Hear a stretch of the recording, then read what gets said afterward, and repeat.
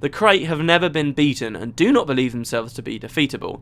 They're convinced that they are blessed and elevated, the superior species of the world. So there that is cropping up again. I guess you could say most races that ArenaNet invent kind of have this superiority complex. Obviously the big one that comes to mind there is the Kodan. I wonder how the Kodan and Krayt would kind of get along, I suppose.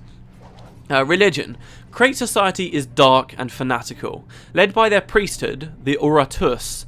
I think I'm saying that right. Oratus, that looks right. The Krayt follow an ancient doctrine handed down to them by their abyssal prophets and constantly foretell of the prophet's return. The Krayt religion is based on massive obelisks of a unique dark stone that can only be found exclusively and rarely on Tyria's ocean floor. See, this is really interesting because this is something mysterious to all the races. This is mysterious to me and you. We're listening to this and we're like, oh, what's this dark stone? What the hell is it? And it's mysterious to them too, and they react to it in their own way. The Krayt believe that each of these obelisks was raised upon the site of a Krayt prophet's ascension into a mystic world. A world beyond this one where the nameless prophets are building an army great enough to eradicate all other species. One day they will return and drown the surface of Tyria beneath one massive sea. The Krayt sacrifice slaves to show reverence to the prophets and to ensure that the prophets will have their servants in their mystical other world. Krayt have never developed a written language. They have excellent memories and their religious texts are memorized Vedic fashion. What was Vedic fashion? I don't know. By the priesthood. I feel like I should know that. Maybe I'll have to Google that in a minute. No, I'm going to Google it now. Hold on. Define Vedic. Of or relating to Veda or Vedas. The language of the Vedas. What the hell are the Vedas? Vedas. Wikipedia.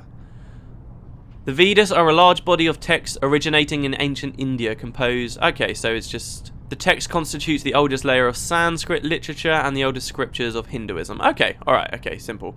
Okay, back to the Krayt. Okay, so they're memorized Vedic fashion by the priesthood. These texts are vast in scope and difficult to memorize. Becoming a Krayt Oratus is a lifelong journey and requires tremendous, all-consuming dedication. Furthermore, unknown to the Krayt people, the priests ensure the continuation of their power by subtly changing the words of the massive memorized texts, ensuring that whatever interpretation they require is upheld somewhere in the canon. Okay, I feel like I'm not commenting enough on this, but I just... maybe it's because... Maybe the blogs that I enjoy more than the others, I just read and read and read, because, like, as I said, I haven't read this for a while, so... Land-based historians and scholars theorize that the obelisks on the seafloor are not mystical, but are ancient monuments to religious figures and societal governors of the Krayt. Because the Krayt memorized their lore, some information has been lost over the centuries. The Krayt, they remind me a little bit of the Drell, I get. Well, kind of. The Drell in Mass Effect are kind of... They're like an amphibious race, and they've got perfect memory. It's kind of... slightly similar, I suppose. Not that the Drell are evil, as far as I remember. I don't know, you don't really learn much about the Drell. Anyway, the Krayt race has forgotten the obelisk's true purpose and has invented instead a mystic reverence for the monuments and those they represent. See, the question is, if this is what other people in Tyria think, oh, the Krayt really made them in the first place, and it's still like, okay, well, what about the mysterious black stone? Where did that come from? What? Did the Krayt, and the Krayt would just forget about something like that? Because arguably it's that they're made out of such a weird material that the Krayt revere them in modern times anyway, right? Certainly the obelisks are eerily smooth and have no symbols on them, and thus cannot relate to their history firsthand.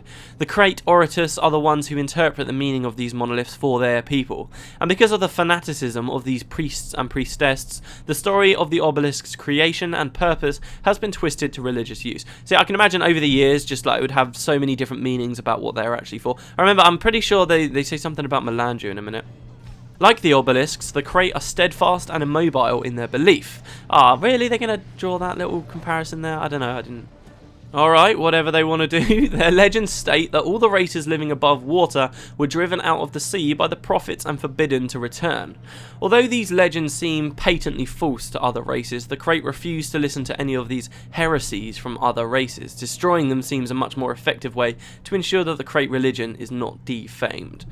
Okay, so we actually had another bit of concept art there as we were reading that bit out, where you kind of see one of the obelisks. It's got like loads of spikes and, I don't know, they look like just bits of wood or random bits of crap. I don't know, I think that the actual structure you can see there is the obelisk itself, and this other crap you see, like, I don't know whether they're plants or what. I reckon those have probably got something to do with a crate putting them there, or it's sort of in reverence or something like that. I reckon that if you were to take those like aren't actually a part of the obelisk, because it says like how they're eerily smooth, and you can kind of see that bit up above, sort of. Are those fish near it? It does look really smooth. I can just imagine, in game, we'll be swimming over to those things. I reckon they're going to be massive as well, because pretty much everything in Guild Wars 2, we've been like, oh, there's a tooth of an elder dragon, is there, in Holbrook? Okay, that's kind of... Oh my god, it's massive. It just happens over and over and over again. So, especially when you're underwater and you can, like, easily swim around and scale the thing, I reckon they'll just make it ridiculously big. It depends how deep they make the water in the game, though. I'm hoping they make it really deep. Like, as in, it gets quite dark when you go down and all that kind of jazz. But I'm not sure, sort of, how they'll do it. I'm very, very interested. They've talked a lot about, like, underwater combat, but not much about what they're actually doing with events and stuff in the 3 axes and stuff. Like, they did say many times, and, you know, I should keep my faith, they did say many times that if they're going to do underwater, they're going to do it right. It's just, I can imagine so many awesome things they can do with underwater, particularly dynamic events and stuff like that, that I feel like they might miss out on if they don't really put a lot of thought into it. And, you know, we had that quote as well a while ago, and I've mentioned this before, but we had that quote where they said that there would never be, like, underwater caves. Like, you'd never go underwater and then find, like, a pocket of air somewhere. Like, that's just... Why? Come on, surely a massive part of it is exploring sunken ships that are still, like, airtight and just little caves and stuff like that. Surely that's a massive part of it. Well, whatever. Anyway, so the next section is called The Deeps. We get another bit of concept art here of what looks a little bit like a hand underwater. Like, can you see that? Other rocks do that? But anyway, The Deeps. Crate structures stretch from the... Oh my god, these are so hard to waste. Crate structures stretch from the ocean's depths to just above the surface. The underwater construction... Yeah, this is the bit that I love. The underwater constructions are elaborate, built to incorporate coral reefs and natural caverns. The great pillars that mark the slave pens are often built of shipwrecked wood or other stolen materials garnered from forays onto land. Crate live in the palatial grounds below, worship at the obelisks, and enjoy the fruits of their hunts. Humans and other air-breathing slaves are penned in small chambers at the top of pillars until it's time to be eaten or sacrificed. The slaves are allowed small fires in which to cook their allotment of fish. Sometimes the light from their flames can be seen for miles, warning away ships that might pass too near to crate waters. This is the bit that really painted the picture for me. I remember when I first read this, because I just could imagine so clearly, like, a dark, misty night, you know, some guys on a ship. Maybe they're going from some high-lec place in the Steam Spur Mountains, and they're off to Lion's Arch or something. They're in the middle of the Bay of Sirens or the Sea of Sorrows or the Strait of Malchor or whatever. They're out there, it's dark, it's gloomy, they're not sure what's going on, and just out in the distance they just see, like, a little light. But instead of them, like, going towards it, it just fills them with fear, and they're like, no, we need to go, we got to get away from here, this is crate water, we're all going to get fucked up, we got to go. And the most tragic part is that at that very light are some people screaming and desperate for this ship to actually come to them to save them, and yet these people have to make this decision: no, we can't save you, we have to leave you to starve there for weeks above the water, having crap fish to eat until you're all out of use, when they're going to sacrifice you or eat you, or, you know, maybe even both. It's so grim and dark, and I love it. I absolutely love the idea. I really do. Obviously, it's not something I think that will really come across in game, but there we go. I'm a bit of a broken record like that. Society and ecology is this next section. We get a quote from someone called Nymphasa, who is a Crate Hypnos. Crate Hypnos, I think, was actually a rank of Crate that existed in the first game, which is quite cool. She says, or he says, I guess, be wary, hatchlings, be swift. I wonder how the Crates sound as well. I reckon they're probably just going to have a voice really similar to the char. Be wary, hatchlings, be swift, but most of all, be cruel. Let the legends of our deeds frighten them as much as the pain. Okay, the Crate are aggressive, vicious, and intelligent. They lay eggs and keep hatcheries. Both males and females are given education and battle training, and both genders perform all general societal functions. These hatcheries, these eggs and hatcheries, these actually come up in a story oh my god, I've completely forgot about Safari Week as well. That's how much I like the Safari. That's how much I don't care about the Safari. I did these last 2 videos talking about Asura Week so much, I completely forgot about. We might actually miss Safari Week, but I don't know, the last dungeon will probably take quite a while, so we can talk about that there. But anyway, in Safari Week, there's an interesting story about these crate hatcheries, and about how one Safari wants to kill them, and to be like, look, they're going to grow up into be crate, they're evil as fuck, we got to kill them. And the other Safari is like, everything has the right to grow up, to live, and to choose the path that's right. And there's a bit of a conflict of interest between these Safari. It's really cool. But anyway, Crate are capable of surviving outside the water, but they prefer to build their cities and towns deep beneath the waves. Their cities are often built around one or more of the great obelisks, and usually contain underwater hatcheries, arenas for gladiatorial combat, and long lines of glowing road markers. These incandescent paths are visible even to those swimming some distance above. See, this is weird as well. This line, I don't know. I feel like maybe ANET had worked out with their underwater system that you couldn't actually go to keep the idea of the vastness of the ocean intact, right? Maybe they won't let us swim from the surface all the way down to the seabed. I mean, think about the real world. Think about how deep that is. It's just not feasible, right? So to get that across in game, maybe they've kind of said, no, you're not actually going to get to the seabed all the time. Maybe in these deeper underwater areas, instead of being at the seabed, you just kind of look down and you see that that's like dark crate territory or something, and what you actually get is like a mechanical, to serve a mechanical purpose, are these little red lights that sort of indicate like the boundaries of, I don't know, paths that you can go on the edge of an explorable area, stuff like that. I don't know, it's weird, but I feel like that little bit of lore there is going to be like their justification for something like that. I don't know, because these are, they will say in the behind the scenes section in a minute, there is a, yeah, in just a second, they will say that these guys are just meant to be the plain evil race. So I don't imagine us ever being able to go to these cities. So maybe this is the only way we'll be able to see the cities, just through these red road markers or whatever. I don't know why I'm saying that they're red. It doesn't actually say they're red there. I just imagine that, I guess. These incandescent paths are visible even to those swimming some distance above. The Crate are ardent mathematicians, constantly using math and numerology as well as magic in a constant attempt to determine the date of the prophet's return. Crate are very flexible and are excellent swimmers. They have 3 stages of existence: larval, adolescent, and mature. Larval Crate are weak and fragile. They're kept in guarded hatcheries until they master swimming and basic life skills. Adolescents serve as scouts. Mature Crate exhibit the strength and dedication for which their race is famous. All Crate are willing to die if necessary so that the Crate beliefs and race can survive. I get the feeling that I don't know, maybe this doesn't work perfectly, but I get the feeling the idea is that there are more mature Crate than there are adolescents and stuff. Maybe they're a bit like the Hylek in that not many that are born in the hatcheries end up surviving, maybe. The scouts as well, I don't know, maybe that matches up to like as you're going through the game, the first few Crate you find, they're just like Crate scouts, and then later you get the harder ones kind of thing. So yeah, there you go. All Crate are willing to die if necessary so that the Crate beliefs and race can survive. Just that line there, I guess, is kind of ANET's way of saying, yeah, you're never going to be able to reason with a Crate because it will be willing to die to uphold the beliefs, and that's kind of there is no bargaining chip here. That's their kind of excuse for it. But we do get a behind the scenes section on this one. As I said, they do start doing behind the scenes. And this one's quite interesting, I think. They say the Crate were featured in the original Guild Wars game, and we very much wanted to continue their story in Guild Wars 2, which I suppose makes sense. I don't know, from this behind the scenes, it doesn't make it sound like they knew when adding the Crate to Eye of the North that they wanted to use them in Guild Wars 2, which I think is a little bit curious because they added the Crate in Eye of the North when they already had quite a decent Serpentine race in game already, right? So why would they create an entirely new one that they didn't have any plans to put into the second game when they could have just used the Naga? Like, why didn't they? And this is something interesting as well that I like to think about. The Naga were very much a Canthan species, right? I mean, we're all aware of that. They were very much to do with Cantha. You didn't ever see them anywhere else, as far as I remember. In the first Guild Wars 1 trailer, I remember you see it goes under the water. It was one of the most fascinating shots to me.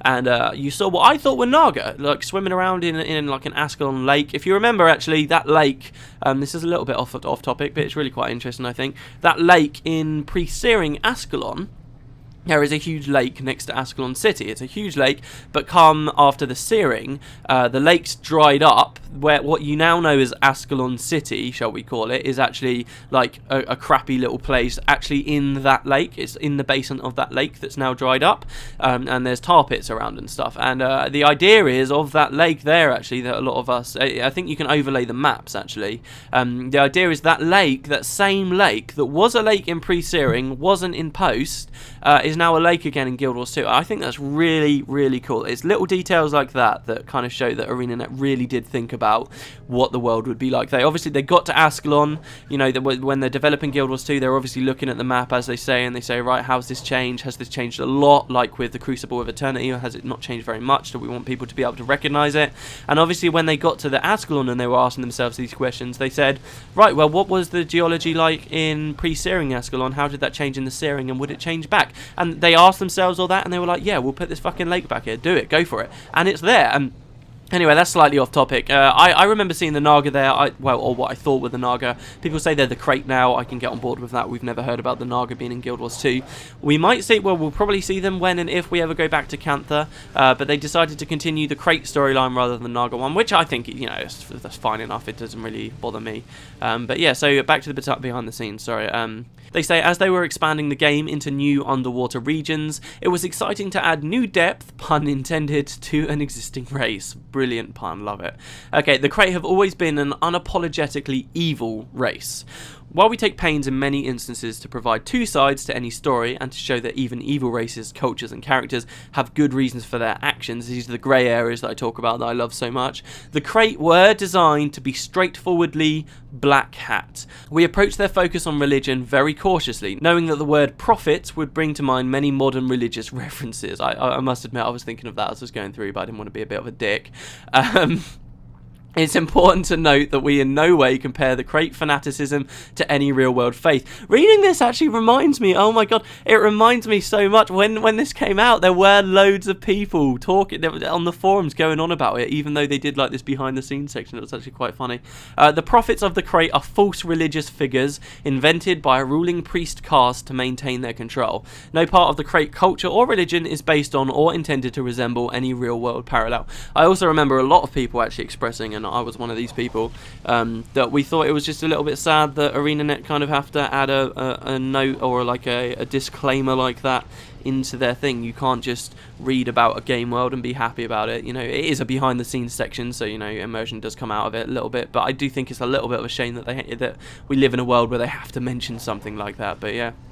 The mysterious obelisks that the Crate revere were initially created by undefined pieces of concept art, dark, abandoned stone columns that looked unusual and stood out from from other underwater terrain. And this is really cool. We heard about them doing this with the Kodan concept artists. They've got fantastic artists there. They have, it sounds like, they've got quite a lot of free reign to just create whatever they think looks cool. And ArenaNet just see if they really like some of it. They find a way to write into the story. That's what they did with the Kodan, of course, with that big iceberg image. The Kodan didn't exist in the lore; they were never planned. But when that big iceberg thing came out, I think another bit of concept art of an armored polar bear came out as well, and they kind of combined them, and they were like, "Hey, no, we're going to make this new race." And you know, it happened here as well, which I think is really, really cool.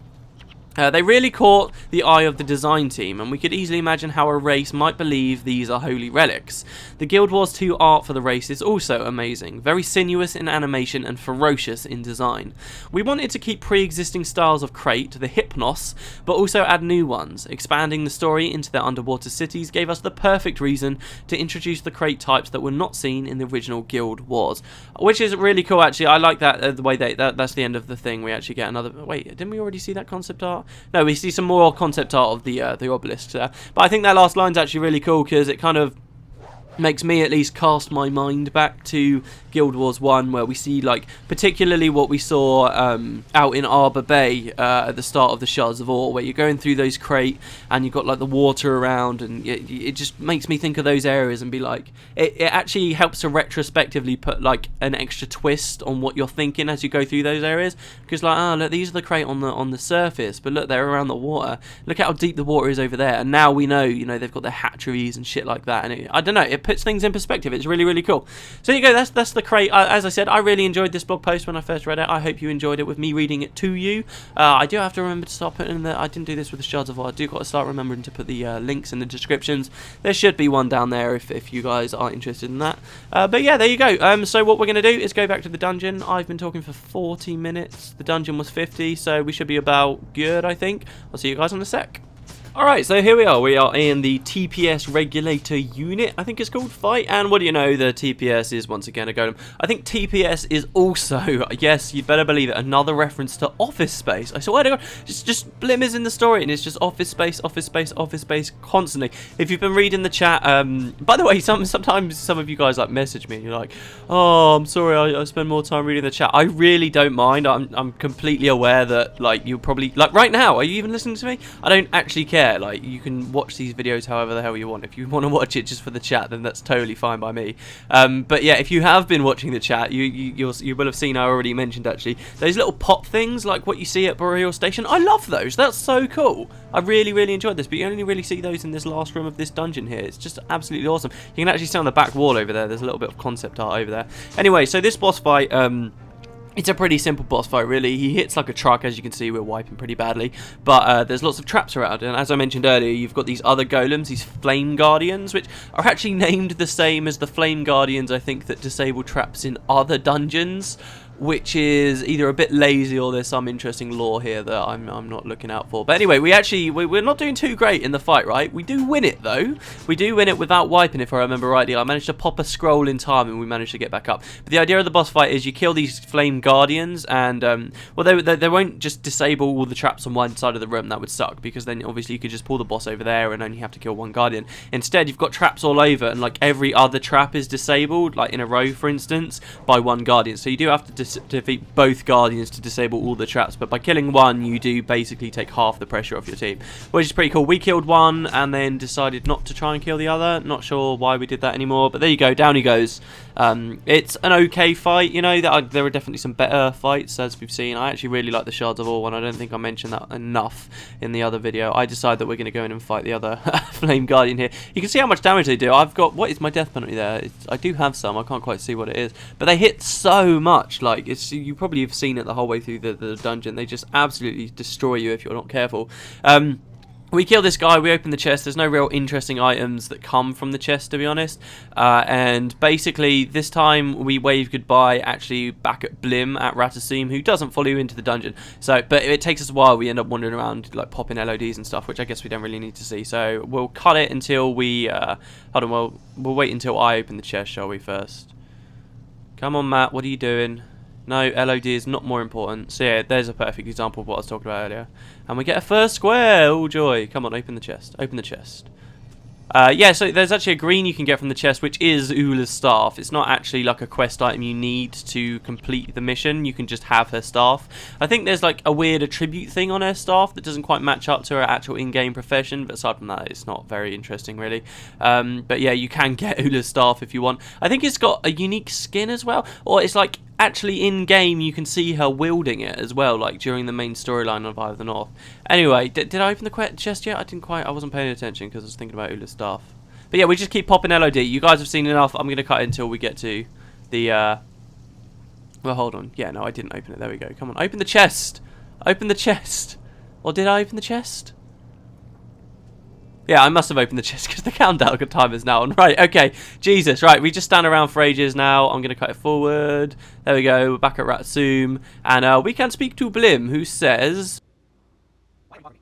You repaired the TPS regulator? Oh, really? Well, I can't say I'm upset about that. We can replace it with a new one. I'm certain next time it won't malfunction. Thank you for your help. Can I have my staff back? I want my staff back. I feel like I start reading his dialogue and then very quickly I realise, oh shit, he's supposed to sound like a very specific way, and I try and like change it halfway through. There you go. Okay, so that's the quest. I'll cut it again until we're all waving goodbye. And there it is. So I hope you guys enjoyed this video. I quite enjoyed looking at the crate again. I thought that was pretty cool. And I hope to see you again next time for the Arachne's Haunt, which is the last Tarnished Coast one. Then we're doing the Secret Lair of the Snowmen. Then the weekend after that is the final dungeon. So yes, I hope you guys enjoyed this, and I'll see you later.